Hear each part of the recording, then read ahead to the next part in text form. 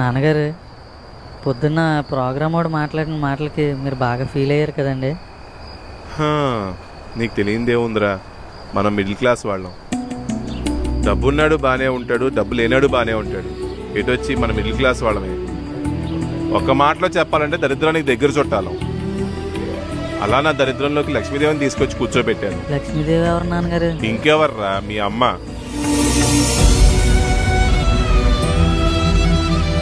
అది ఇక్కడ ఉండాల్సిందే కాదురా. నా దగ్గరికి రాకముందు బాగానే బతికేది. ఎన్ని ఆశలతో వచ్చిందో నా దగ్గరికి, నా మొగుడేదో చేసేస్తాడు, నా మొగుడేదో పొడి చేస్తాడు అని. కానీ ఈరోజు అదే 15,000 జీతం, అదే పడవ, అదే ప్రయాణం. నువ్వు ఇందాకలా అన్నావు చూడు, కొన్ని జీవితాలు జాతకాలే అంత. ఎంత బాధపడి ఏం ప్రయోజనం.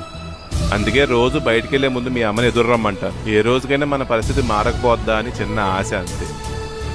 దరిద్రంలో బతుకుతున్న లక్ష్మీదేవిరా మీ అమ్మ.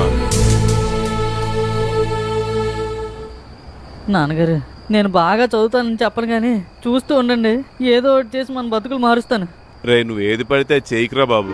లేదు నాన్నగారు, మంచి పనే చేసి మారుస్తాను. మీకు అమ్మకే అన్ని కొనేస్తాను, మెండ నింపేస్తాను చూడండి అమ్మకే.